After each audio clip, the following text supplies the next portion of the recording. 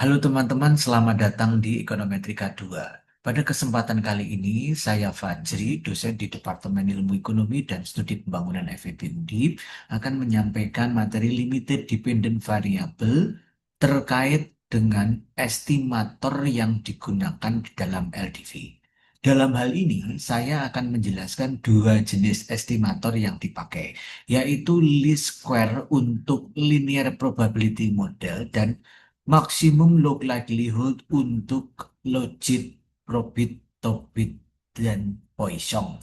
Nah, untuk mempelajari itu, Anda harus ingat kembali bagaimana cara menderivasi beta parameter maupun expected parameter yang kita dapatkan melalui OLS. Ya, jadi kalau boleh saya sampaikan di sini LDV, estimator LDV itu dibagi menjadi dua ya. Pada akhirnya yaitu least square dan maximum likelihood estimator. Nah, kita tahu bahwa eh, proses untuk mendapatkan parameter itu sebetulnya mudah bagi least square. Tapi jika fungsinya adalah memenuhi kaedah MLR1 atau linear in parameter. Nah, tapi bagaimana jika fungsinya kemudian komposisi seperti yang Anda ingat F bunderan G, X seperti ini, atau F memetakan G dilanjutkan X. Nah, maka Anda akan menghadapi masalah turunan berantai atau general. Nah, oleh karena itu saya akan mengingatkan kepada Anda bagaimana cara least square mendapatkan beta OLS itu. Nah, pertama-tama kita punya error, ya. Error itu I sama dengan Y observasi dikurangi dengan Y estimasi. Nah, di sini Y estimasi saya lambangkan sebagai Y gap, ya. Nah, sebelumnya di kelas sudah saya pernah singgung bahwa Y gap itu sendiri adalah expected value daripada Y dipengaruhi oleh X itu sendiri yang kemudian sama dengan Y gap. Seperti ini. Jadi ini ide dasar yang harus Anda ingat. Nah, tapi dalam kelanjutannya saya tidak akan menggunakan expected value, melainkan menggunakan Y gap. Jika saya punya Y gap itu sama dengan X beta matrix seperti ini, dalam hal ini berarti error sama dengan nol atau expected value dari U dipengaruhi oleh X sama dengan nol, sehingga errornya akan sama dengan nol, karena error terkecil sama dengan nol, maka saya akan menggunakan aturan matrik di sini. Oke. Nah, sekarang kita coba hitung apa namanya jumlah kuadrat dari error itu. Nah, maka saya bisa menambahkan sigma dari error ini. Kemudian ini juga bisa saya masukkan sigma dari Y dikurangi dengan Y gap seperti ini. Dan saya akan kuadratkan ini dengan atau dengan tujuan saya ingin mencari sebetulnya apa namanya persamaan sum of square daripada error. SSR ya, kalau Anda ingat di data pelajaran ANOVA ya. Nah, jika sudah saya akan menggantikan ini menjadi sigma ini seperti ini sama dengan sigma Y min Y cap akan saya ganti dengan X beta matrix kuadrat ya. Nah, ini adalah ide pertama yang kita simbolkan dalam persamaan kedua. Ya. Nah, oke, ide pertama selesai. Sekarang kita masuk ke ide kedua, yaitu argumentasi atau argumen.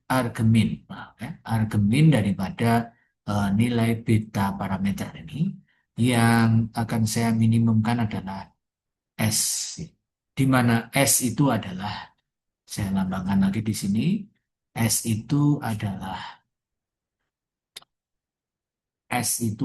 sigma daripada error kuadrat, ya. Gitu. Nah, selanjutnya teman-teman akan menggunakan aturan meminimumkan error, gitu ya, kuadrat jumlah daripada error kuadrat tersebut. Nah, berarti kita akan menggunakan first order condition. Nah, berarti saya bisa menggantikan dulu fungsi ini, saya tulis ulang.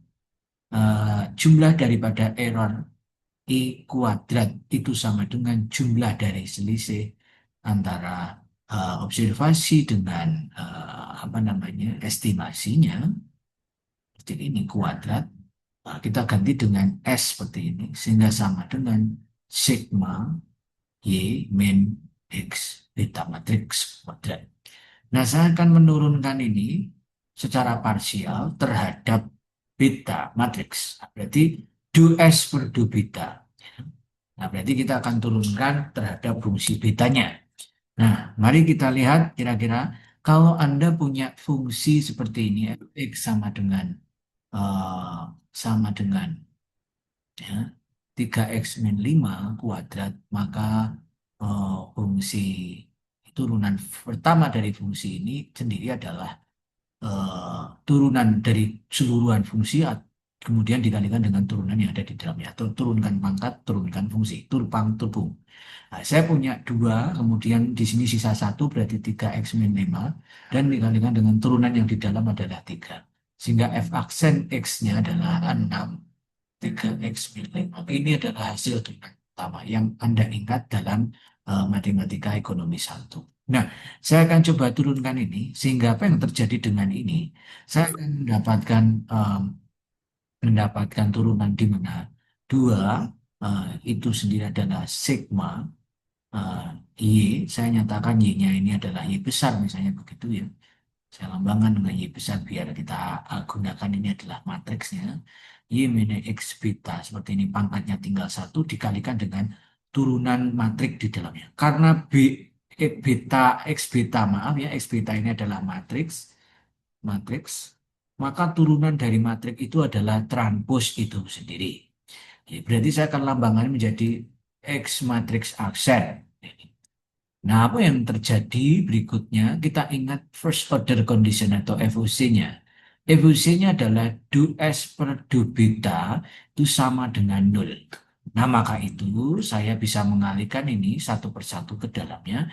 Berarti sigma akan masuk ke dalam ini sehingga dia akan berubah menjadi matrik kumpulan angka dan kemudian dia akan menjadi matrik biasa. Maka 2 Y min X beta matrik seperti ini. Mengapa sigmanya hilang? Karena dia sudah melebur ke dalam matrik. Dan ini sama dengan 0, 2 bisa Anda ganti dengan ini. Dan X-nya jangan lupa Anda masukkan di sini. X aksen seperti ini. Ya. Oke, 2 ini bisa Anda coret dengan 0 sehingga pada akhirnya tinggal X aksen Y ya, atau matriks transpos dari X itu dikalikan dengan Y dikurangkan dengan X transpos dikali X beta matriks sama dengan 0. Tugas kita adalah memindah luaskan mana yang diperlukan. Nah, ini ada negatif pindah luas ke sini, maka X aksen Y sama dengan X aksen X beta matriks seperti ini. Dan kita bisa menghilangkan komponen yang ada di depan beta ini dengan cara mengalihkannya menggunakan inverse. Jadi kita tahu ya bahwasannya A dikali A inverse dikali A itu sendiri adalah matriks identitas. Ya, oke. Dan kita sekarang punya problem adalah kalikan dengan inverse, yaitu seperti ini. Ya, kurang lebih demikian ya. Oke. Nah, jika sudah kita kalikan dengan inverse, maka pada akhirnya kita akan punya X aksen X inverse dikali dengan X aksen Y sama dengan X aksen X dikali dengan X aksen X inverse. Ya, beta. Ya kan? Komponen ini masih sama, maka ini akan menghasilkan identitas. Sehingga X aksen X inverse dikali dengan X aksen X aksen Y itu sendiri adalah identitas daripada beta. Nah, identitas sendiri sebetulnya bisa kita lambangkan menjadi I begitu atau pada akhirnya dia akan menghasilkan nilai determinan yang sama dengan 1. Nah, oleh karena itu, nilai ini akhirnya akan berubah menjadi beta OLS. Nah, beta OLS itu sendiri adalah X aksen X inverse. Kita kalikan dengan X aksen Y seperti ini. Dan pada akhirnya kita bisa mendapatkan berapakah nilai beta itu sendiri. Atau secara statistik bisa kita nyatakan sebagaimana turunkan ini ke bawah menjadi pangkat positif sehingga beta OLS itu sendiri adalah X aksen Y per X aksen X. Dalam konteks ini kita akan menarik dia sebagai kovariat sebagai beta OLS itu sama dengan kovariat daripada X dan Y dibagi dengan kovariat daripada X dan X. Nah, kovariat dari X dan X akan menjadi varian daripada X. Sehingga secara statistik beta OLS itu bisa didapatkan dari kovariat X dibagi dengan varians daripada X. Nah, inilah ide dasar untuk mendapatkan parameter di dalam LDV. Ini adalah parameter yang akan Anda temukan nanti di LDV. Nah, bagaimana ini bekerja? Pada akhirnya dia akan bisa menentukan average partial effect atau DPY sukses dipengaruhi oleh X terhadap X itu sendiri. Akan Anda dapatkan nilai beta OLS-nya. Ya, jadi beta OLS di dalam konteks ini secara otomatis akan menjadi average partial effect untuk faktor X tertentu mengalami kenaikan satu unit atau satu satu. Nah, itulah ide dasar daripada linear probability model. Nah, selanjutnya saya akan bahas di dalam video berikutnya terkait dengan maksimum log likelihood untuk menjelaskan estimator Lucid dan Rubin. Terima kasih.